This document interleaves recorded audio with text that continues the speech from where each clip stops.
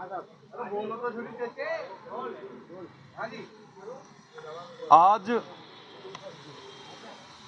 स्थगन प्रस्ताव के माध्यम से प्रदेश के सबसे ज्वलंत इश्यू पर हमने बात की। आज के समय में क्राइम रेट, रंगदारी, कॉन्ट्रैक्ट किलिंग, टारगेट किलिंग, ये तमाम चीज़ें जो है ये बढ़ती जा रही है। आज के इस दौर में पहले तो डॉक्टर्स को धमकियां आती थी, व्यापारियों को आती थी। आज के समय में अगर किसी की परचून की दुकान भी ढंग से चल रही है, उसको भी धमकियां आनी शुरू हो गई। आज के समय में हर व्यक्ति कहीं ना कहीं परेशान है, और जिसको धमकी आती है उसकी ये हालत है कि वो बाहर आके कह तक नहीं सकता। वो ये समझता है कि साहब पुलिस के पास अगर जाऊंगा तो पुलिस मदद करेगी या नहीं करेगी, इस पे भी एक बड़ा सवाल है। और कहीं से भी जो जैक जुगाड़ लगा के अगर वो पुलिस तक जाता है तो 2 कांस्टेबल उसको मिल जाते हैं। वो 2 कांस्टेबल पूरे दिन उसके घर के आगे बैठे रहते हैं। उससे ना तो वो धमकियां रुकती है, उल्टा उसको वापस फोन आता है कि भैया अभी तो 2 कांस्टेबल से क्या बच पाओगे। ये स्थिति प्रदेश में आज के समय में लगातार बनती जा रही है। पहले के समय में हम यूपी में, बिहार में, मुंबई में, पंजाब में सुनना करते थे, पर आप देखें कि आज के समय में ये तमाम चीजें, इस तरीके का ऑर्गेनाइज्ड क्राइम, इस तरीके के संगठित गिरोह, इस तरीके के क्रिमिनल आज राजस्थान में बढ़ते जा रहे हैं। वो व्यक्ति अपने परिवार को कहीं बाहर ले नहीं जा सकता, बच्चों को स्कूल नहीं छोड़ सकता, अपने बूढ़े माँ बाप को अस्पताल तक नहीं ले जा सकता। और आज के समय में ये जो घटनाएं बढ़ रही है, इसको लेके आज स्थगन के माध्यम से तमाम चीजें रखी थी। मैं आपको बताना चाहूंगा कि ये तमाम जितने भी अपराधी हैं, इनके हौसले इसलिए बुलंद हुए क्योंकि शुरुआत में प्रदेश की सरकार और पुलिस ने कोई मजबूत ठोस कार्रवाई नहीं की। अगर पहली मर्तबा ही अगर मजबूत कार्रवाई हो जाती तो शायद ये स्थितियां नहीं बनती। आपने शुरुआत में मुकदमे दर्ज नहीं किए, आपने उन तमाम गैंगस्टर्स के जो नाम थे वो आपने छुपाए, साथ ही साथ जिनको धमकियां मिली उन लोगों ने भी आप पे भरोसा नहीं किया क्योंकि आप उनको विश्वास नहीं दिला पाए कि साहब हम लोग हैं। मैं तो प्रदेश की सरकार से और मैंने प्रशासन से पूछा कि साहब कौन लोग हैं जो उन तमाम गैंगस्टर को, जो बाहर बैठे हैं, जो जेलों में बैठे हैं, उनको सूचनाएं कौन देता है कि साहब फलाने आदमी के पास पैसा है, फलाने आदमी का काम ठीक चल रहा है। ये कौन सा नेक्सस है? इस नेक्सस को पहचानने की जरूरत है। तकनीकी रूप से हमारी क्या स्थिति है आप भी जानते हैं, हम भी जानते हैं। इंटरनेट कॉलिंग के माध्यम से, डब्बा कॉलिंग के माध्यम से कॉल आता है। आज तक कई सारे गैंगस्टर तो ऐसे हैं जिनके बारे में प्रदेश की सरकार को और पुलिस को पता ही नहीं है कि कौन से देश में बैठ के वो फोन कर रहे हैं। साहब मैं पूछना चाहूंगा, मैंने प्रदेश की सरकार से भी पूछा कि ये कौन से लोग हैं जो इनकी मदद कर रहे हैं, कौन लोग हैं जो इनको हथियार पहुंचा रहे हैं। देखिए धरातल पे यहाँ पे तो जो क्राइम कर रहा है, कोई तो व्यक्ति होगा जो इनको हथियार पहुंचा रहा है, कोई तो होगा जो इनकी मदद कर रहा है, कोई तो होगा जो इनको रिसोर्सेज दे रहा है। कौन लोग हैं जो कहीं ना कहीं ऑर्गेनाइज्ड क्राइम में शामिल है? उस नेक्सस को तोड़ने के लिए अभी तक क्या आपने कोई प्रभावी कार्रवाई की?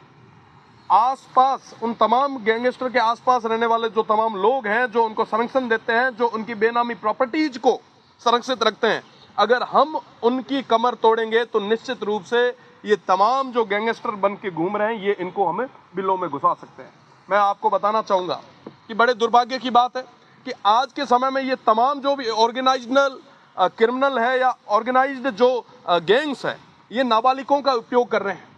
नाबालिगों का उपयोग करके वो तमाम वो एक्ट, वो अपराध उनके हाथों से करवाते हैं, जिनकी वजह से आज के समय में नई पीढ़ी भी कहीं ना कहीं हाशिए पे जा रही है।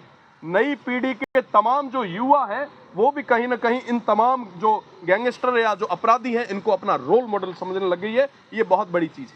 आज के समय में अगर कोई नाबालिग ऐसी मुठभेड़ में मारा भी जाता है तो उन तमाम गैंगस्टर जो बाहर बैठे हैं उनकी सेहत पे कोई फर्क नहीं पड़ता, फर्क पड़ता है उनके माता पिता को। आज के समय में हम तमाम चीज़ें बातें करते हैं, प्रशासन भी हमेशा खूब सारी बातें करता है कि साहब हमने ये किया वो किया। आप बताएं कि कितने गैंगस्टर हैं जिनको आपने सजा करवाई, मजबूत पैरवी नहीं हो पाती। हम सजा नहीं करवा पाते, हम उनकी प्रॉपर्टीज को सीज नहीं कर पाते, उनके बैंक अकाउंट्स को सीज नहीं कर पाते, हम कहीं ना कहीं तमाम चीजों में नाकामयाब रहे, मजबूत पैरवी नहीं हो पाई। अगर हम मजबूत पैरवी करके उनको सजा दिला पाते तो शायद हो सकता है कि ये स्थितियां इस तरीके से नहीं बनती। मैं आपको बताना चाहूंगा, बिहार जहां एक समय में क्राइम रेट बहुत ज्यादा थी, वहां पे टारगेटेड तरीके से उन तमाम अपराधियों को टारगेट करके जेल के पीछे, सलाखों के पीछे भेजा गया, जिसकी बदौलत वहां पे क्राइम रेट जो है वो काफी कम हो गया। मुंबई एक समय में जहां अंडरवर्ल्ड का नाम हुआ करता था, उस अंडरवर्ल्ड की कमर तोड़ने का काम वहां की सरकार ने, वहां की पुलिस ने किया। यूपी और बिहार, हरियाणा, पंजाब और तमाम जगह, तमाम प्रदेशों में अगर ये संभव हो सकता है तो राजस्थान में क्यों नहीं। इस कैंसर को निपटाने के लिए पक्ष और विपक्ष को, राजनीति को छोड़ के हम तमाम लोगों को एक जाजम पे बैठने की जरूरत है। मैं प्रदेश की सरकार से आप सभी के माध्यम से अपील करना चाहूंगा, अगर आप एक को ठोकोगे तो 100 में खौफ घुसेगा, और ये खौफ डालने का काम आपका है। निश्चित रूप से ये जो आज के समय में संगठित गिरोह, संगठित अपराधी, लगातार डकैतियां, लूट, हमले जो हो रहे हैं, इन पे निश्चित रूप से कार्रवाई की जरूरत है। इंटरपोल की मदद लेके उन तमाम अपराधियों को कहीं ना कहीं डिटेक्ट करके यहाँ लाने की जरूरत है, ताकि आम व्यक्ति में एक तरीके से विश्वास रहे। साथ ही साथ अपने आधार पे सेटलमेंट करने पे मजबूर हुए तमाम वो व्यवसायी, वो व्यापारी, उनको भरोसा देने की जरूरत है।